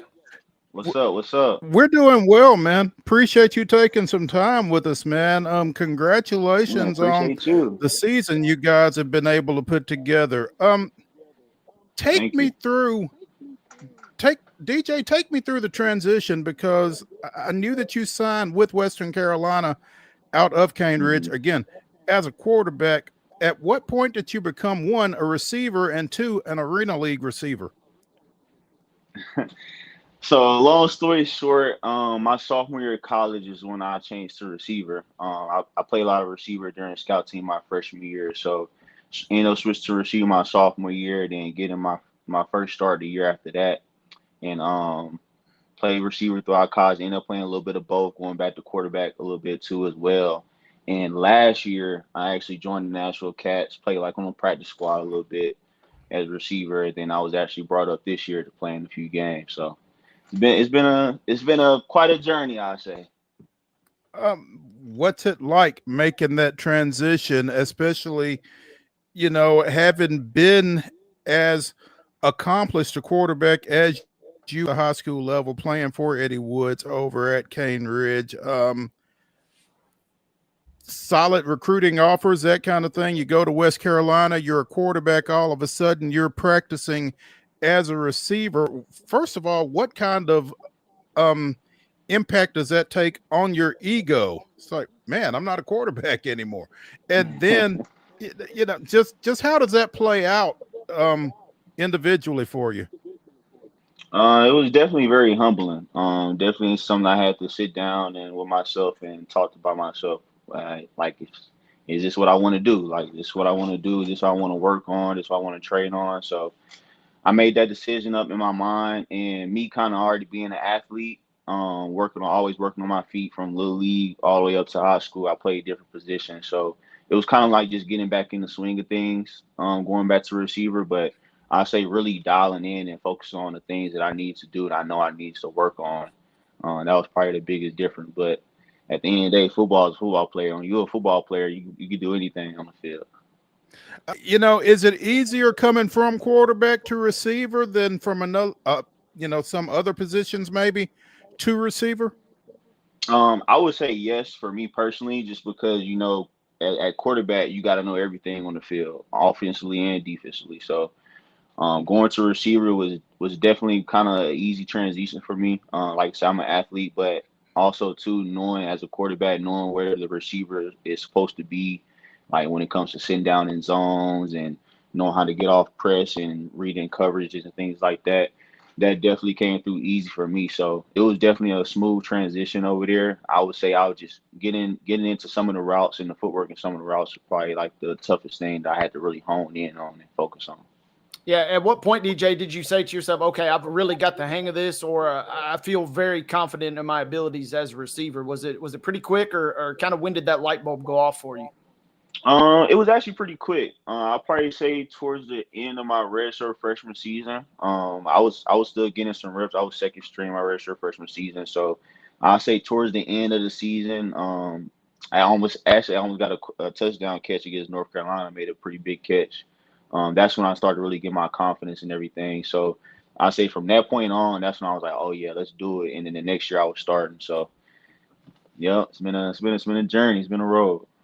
You mentioned North Carolina. That game, didn't go y'all's way, obviously. What were some other big non-con games or games where you felt like you had a great individual game at Western Carolina there? We played definitely North Carolina, North Carolina State. Those were like two of the biggest teams we played. Gardner-Will was a non-conference game. We always played them. I had a few good catches that game too. So definitely those two. I wasn't fortunate enough to play against Alabama. I had actually got injured like 2 weeks before, so I was looking forward to that game. I had that game circled, but I wasn't able to get in that game. But yeah, definitely North Carolina State. I definitely had good games. I'm just going to go ahead and say this then. I feel like you guys would have scored more than 3 points against Alabama if you had been out on the field. I'm just going to go ahead and make that claim right now. All right. No, yeah, you know what I do? I do what I can, man. You know, I never stop to the whistle blow. So for sure. DJ Thorpe, now Cats receiver, joining us here on Main Street Sports today, presented by the Tennessee Orthopedic Alliance of Columbia. DJ, with all due respect, I'm just not sure that a lot of people grow up looking to play arena football. How did you arrive here? So coming out of college, I graduated from Western Carolina in 2022, and I didn't really have a lot of looks coming out. I didn't have a pro day because of my situation. I was trying to transfer, so I had to go into a lot of pro camps, and actually got noticed. Went out to the Cats camp and got noticed there as well. And had a coach call me back in, and like I said, I practiced with them all season last season. Had some coaches on the staff that stayed around and made a good name for had some good words to say about my name, and came on this year, and it was pretty well. I didn't think I would be in arena football. I know the Nashville Cats was around when I was younger. I'd probably say when I was around like 8 or 9, maybe. and they left, and now they came back. So I was like, man, you know what? It's football. At the end of the day, I love football. I'm gonna go out here and give it a shot for my city, put on for my city, and I guess it came on rolling on around, and was able to get in some games this year, able to play and do my thing. So it's been fun so far. You know, do your thing. You say, I believe, and you can correct me if I'm wrong, but I think you have had at least one touchdown catch in each of the Cats' last 4 games. Is that right? Yes, sir. Yes, sir. Yes, sir. You were absolutely right. So putting on for your city, as you say. But talk about the transition from quarterback to receiver. What's the transition been like from the big field to arena ball? Oh, it's been a big difference. It's something that you definitely got to focus in on, something that you definitely got to work on. I would say I'm blessed to be a quick learner. So I kind of got into things quick. I was practicing with some guys from the team last year, with some guys from the team this year, just listening to all of the key points they had and everything they had for me. I tried to listen to, and I tried to apply it to my game so I could try to make it as easy as possible transitioning from that big field to that indoor field. So definitely got to have your head on the swivel on that indoor field for sure. Everything's kind of compressed and everybody can Yeah. get at you, huh? Oh, big time, big time. Yeah, everything happens super fast. So yeah, you gotta have your head on the swivel. Tell me about this weekend, this game up at Clarksville. Big playoff game, obviously. The winner takes on the winner of Albany and Salina, undefeated Albany, by the way. But, you know, what are your feelings going into it? You split with Southwest Kansas during the regular season. What's the I guess the mindset going into this one? Oh, the mindset going into this game is to keep doing what we've been doing. We got to come in, we got to play together. Because we've been in this game, we've been in this thing since day one together, and we're gonna end it out together. So we've been coming to practice every day, coming in hard. We have some mental days, have some hard practice days.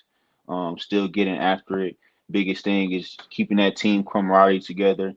All right, learning off each other, using bouncing off ideas, watching film, those things like that, bringing onto the field, making sure we're communicating and talking, doing what we need to do. So when Sunday comes, we just make it easy on ourselves and we just go out there and play catch ball like we've been doing. You guys have been on a roll, obviously, and now you kind of crank things up in the playoffs. I'm immediately curious, DJ, playing in Clarksville versus playing at Municipal. What immediate differences are there, if any, for you as a player? I would say definitely the arena. It's definitely like a little more nicer, a little bigger. So I definitely see that they got like the jumbotron up top, so that's definitely nice. But I definitely say the crowd, how they had the crowd with the stands and everything, that was huge. So being able to be up there in Clarksville, I know it's not Nashville, but it was still a great facility to play in. We love the fans up there. They came out and they supported. So we're looking forward to get back up there this weekend and bringing those fans back out, and hopefully bringing some more fans from Nashville on up to Clarksville too for the game. Yeah, like you said, it's a short trip. It's an easy trip, especially you as a local guy. What's that local crowd support been like? How deep is the supporter section? In other words, Oh man, it's been huge, man. I'm telling you, man, it's truly a blessing just to see like people that's been supporting me for so long to come out and see me play, come out and see me to do something I love, to see the team do something that we all love. So it's been a blessing. It's definitely been a lot of crowd support at the games, and just trying to keep everybody coming on in because we bring this thing back to Nashville. DJ, Wade talked about the role that you guys have been on of late. You guys kind of got off to a bit of a slow start, had some quarterback changes and that kind of thing. What got you all going in the right direction and moving toward this playoff berth that you were able to nail down? It was one day we came to practice, and we was kind of all off one day, and we all had to go in the locker room. We had to get ourselves together. We came in, was like, man, we got to make a run. We started off slow, like you said, and we know we had to get this thing back on track. And so we had to just use each other's energy from practice, and we had to go hard at practice. We really competed. I remember that week, Washington, we was competing every day, came out with a big win, and after that, we just kept it rolling every week, no matter who the opponent was. If it was from Albany all the way down to Oregon, like we just made sure that we came in and competed every day. Didn't take no days off. Made sure we still communicated. We got together a little more, watched film together. So it's been it's been a couple different things that we've been doing to make sure we get on this roll and keep staying on this roll so we can bring this thing back to Nashville. You know, you guys put up 80 in your last game of the regular season, defeating Corpus Christi up at Clarksville, 80-18. When you are having that kind of an offensive performance, you know, what's that feel like as an offensive player to be in the midst of an 80-point ball game? Oh, it feels great. It's like you hitting on all cylinders. It feels like everything's working. Just when you playing in games like that, you just kind of gotta just like let go and just play your game. Like, of course, you remember everything you work on in practice and everything like that. But when you kind of just hitting like that, you just gotta just let it roll. Just whatever you do, make your play, keep it rolling, keep the positivity going. Again, as a former quarterback, is there anything in the offensive playbook that's got you throwing the ball for the Cats at this point? I don't know. We might have some things drawn up. You know what I'm saying? We got some in back in the playbook, but we might say that for another day. Got you. I understand.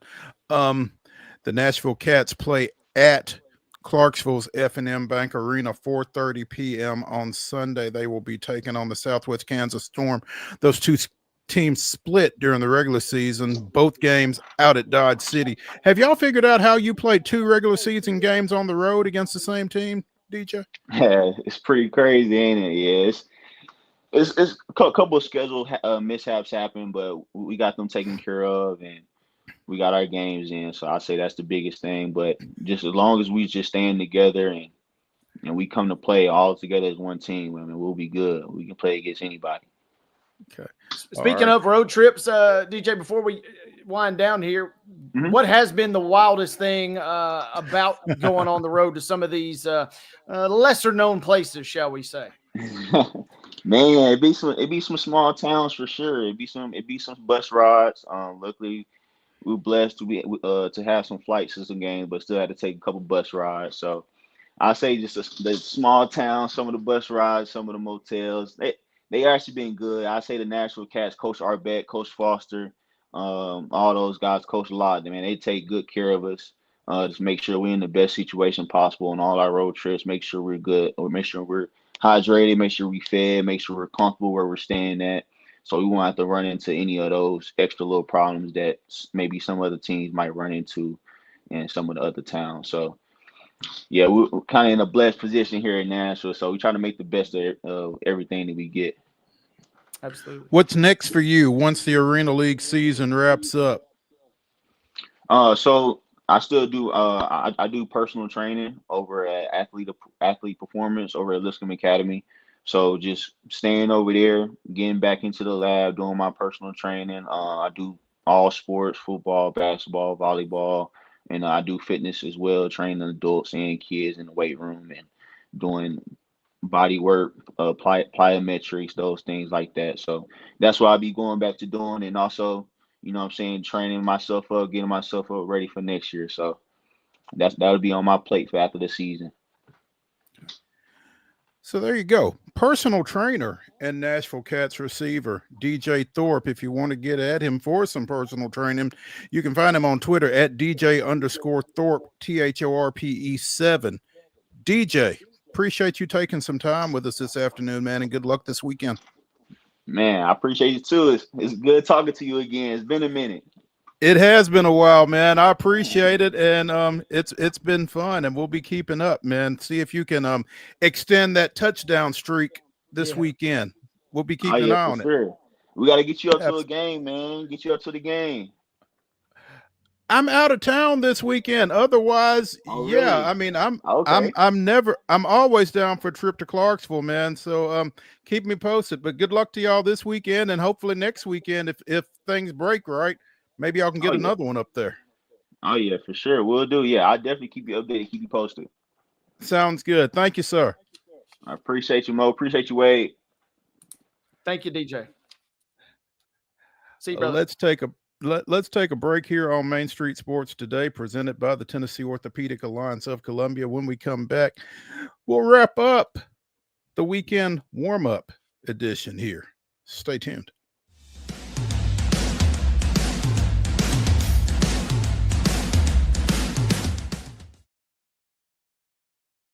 Being in Tennessee, we wanted to try to keep it as local as possible, so we have an entire section of our menu that is just dedicated to local whiskeys like Uncle Nearest, Jack Daniels, of course, George Dickel, Nelson Brothers, Greenbrier whiskey, and all of our taps are all local. From 2 o'clock until midnight, we've got food every day for you guys. A good handful of appetizers, some entrees, and a couple salads and things like that. My name is Ethan Kanata. Please come down and see us at the Pick Lobby Bar here at the Omni in Nashville. At Delta Dental of Tennessee, we know our success begins and ends with providing superior quality service, and that includes serving those who need it most. This year, we're celebrating 25 years of giving back to the community we call home. Delta Dental, along with our Smile 180 Foundation, supports Tennessee's dental colleges and oral health education, children's hospitals, free and reduced cost dental clinics, and other like-minded charities. Here's to the next 25 plus years of ensuring healthy smiles. There's a line that links us all. Most of the time, we don't even think about it, but it's everywhere. Illuminating our neighborhoods, empowering our businesses, and helping us to recharge. Whether it comes from our grids, the sun, or a kind heart, we believe in the power of good energy. And as your family and region continue to grow, you can trust that we'll always be there for you. Middle Tennessee Electric, bringing good energy.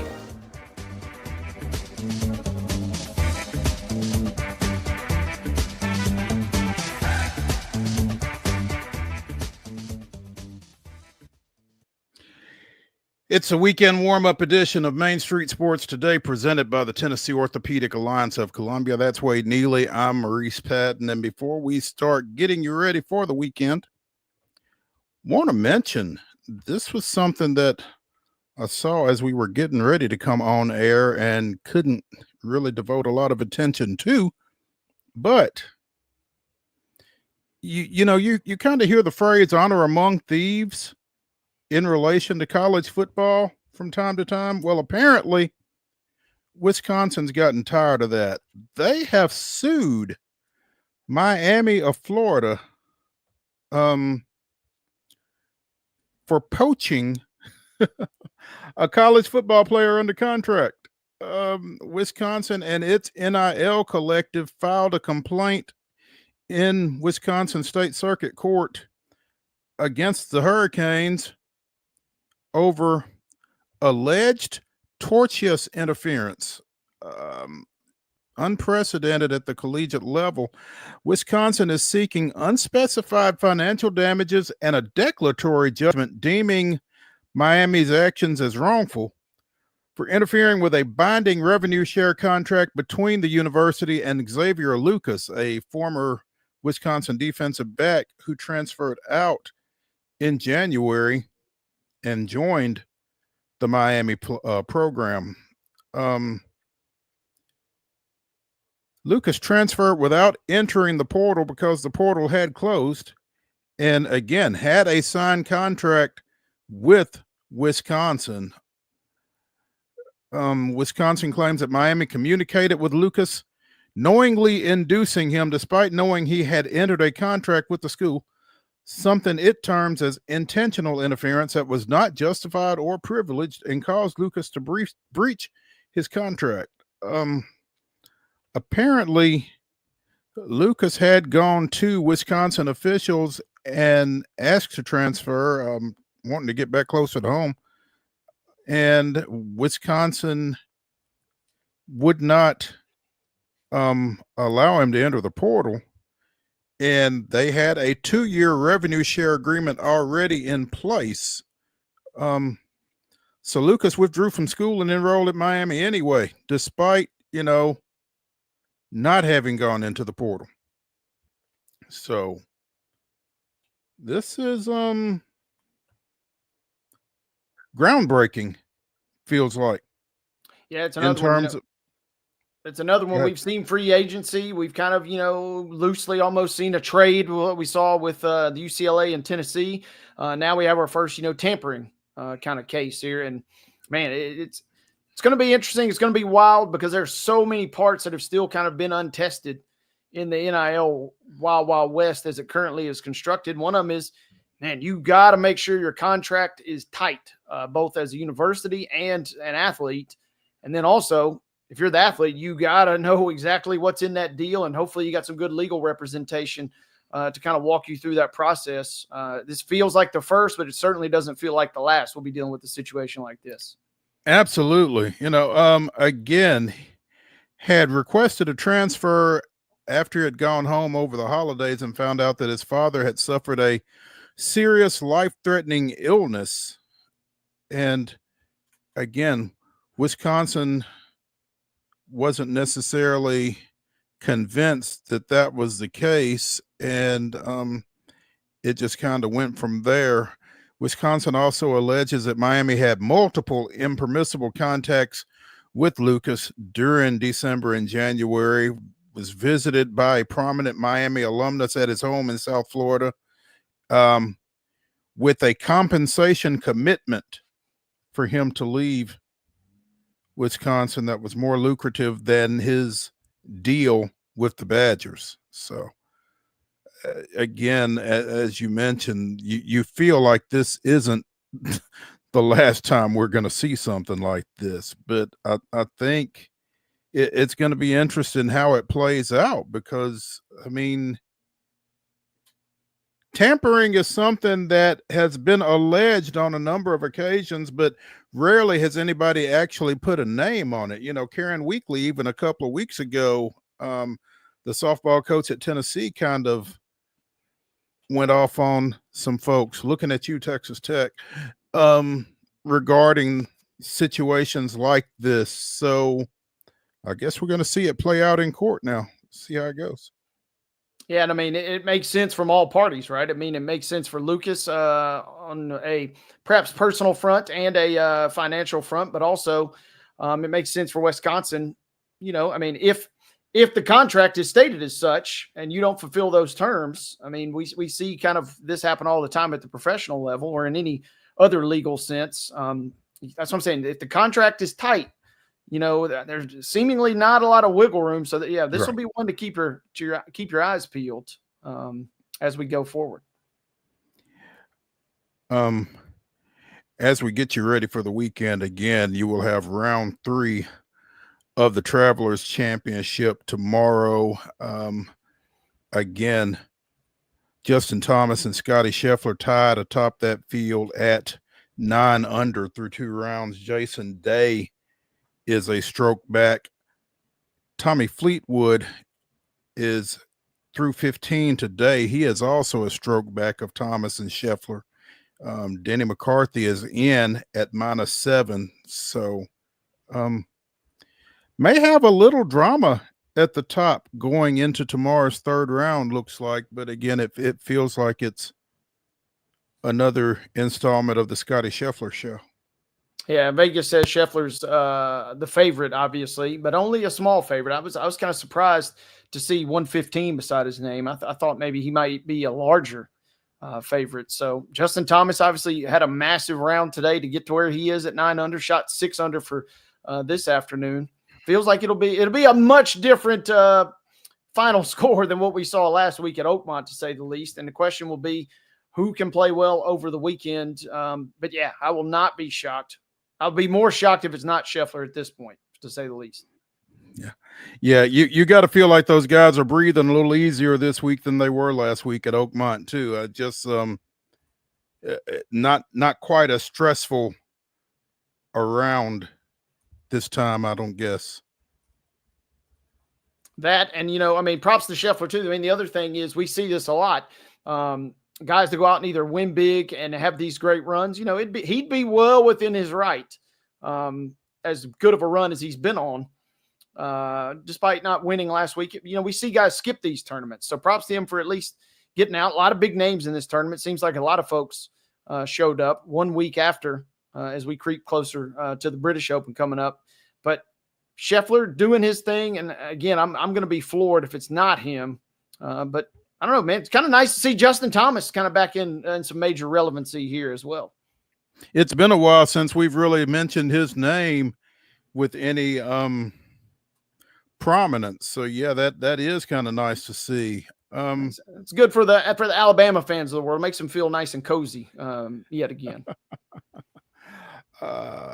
Let's look a little bit farther down the board and see if there's anybody else that pops up. Hey, real quick, I did mention, I'm not sure if we mentioned it on the show, but while we're talking SEC golf, shout out to Dixon native Cameron Tankersley, who plays at Ole Miss. Yeah, he shot 14 over and missed the cut at the U.S. Open last week, but a lot of folks missed the cut at the U.S. Open last week. So keep your eyes on him going forward. It'll be fun to watch him. Oakmont took its toll on a lot of folks. So, Yeah. I mean, not a whole lot of shame in that one. Absolutely. Keegan Bradley is tied for 7th right now. His second round is still ongoing. Patrick Cantlay is tied for 9th. He is in the clubhouse. Rory McIlroy is still out. He's also tied for 9th. So, it seemed, Wade, I don't know if you saw it or paid any attention to it or not. Rory sounded like he was not in the best of moods with the media last weekend. I didn't read up on it, but just kind of seeing some reactions on social media and that kind of thing, sounded like he was a little grumpy. Did you see any of that? I didn't see that, but I mean, everybody forgotten a lot of things when he wins the Masters. But I mean, this is the same guy that, sped off in his car just a couple weeks prior to the Masters too. So I didn't see exactly what happened, but Rory's a little testy every now and again. Mm-hmm. NASCAR goes to Pocono this weekend. The Cup Series race is at 1:00 Eastern. You can see it on Amazon Prime. Again, Shane Van Gisbergen won at Mexico City last week. We'll be keeping an eye on whether or not he can take that momentum into the tricky triangle, as Heather spoke about on Wednesday's show with Chip Walters. Trying to find who's on the pole or if they've qualified yet for that. Here we go. I don't know that qualifying has taken place yet for Sunday's race. So no, they qualify tomorrow for Pocono. Wait, do I remember this being your mom's favorite track? She was a fan of the Pocono. Yeah, the tricky triangle always, you never know what to expect. Doesn't quite have the same, pop seemingly that it used to. But a little tri-oval, as it's officially known as, never hurt anybody. Hopefully we get some good racing this weekend. Okay. High schools, the dead period officially begins Monday. So, kids, leave your coaches alone. Coaches, leave your kids alone.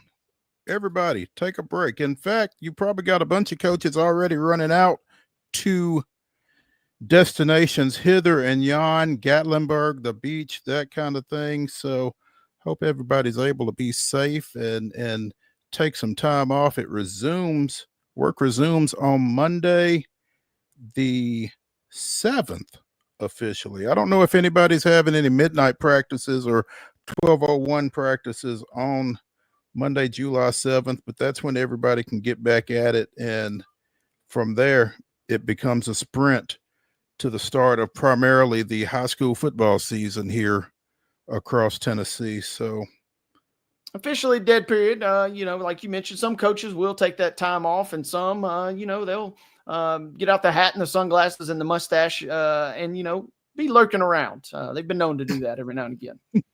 No, that doesn't happen. Bite your tongue. But yeah, seriously. Hope everybody. I know that the Basketball Coaches Association of Tennessee has a big event going on this weekend, kind of a showcase. It is a recruitable weekend, so they've got they are set up across Middle Tennessee, and they've got some games going on. I think they're playing over at Franklin High School, among other places. So if you want to see some summer high school basketball, you can go check that out this weekend. Again, a lot of teams in action here locally in connection with that. So go check that out. Wade, you're getting a chance, I guess, this weekend to unpack and do some laundry, right? We're getting there. Got a lot already knocked away, but yeah, now doing that, enjoying a little downtime, catch the finals on Sunday, obviously. Should be a big weekend. Already got half the yard mowed. We'll knock out the other half and just kind of ease back into the swing of things a little bit. Right in time for it to get to 95. Oh, yeah, stay hydrated.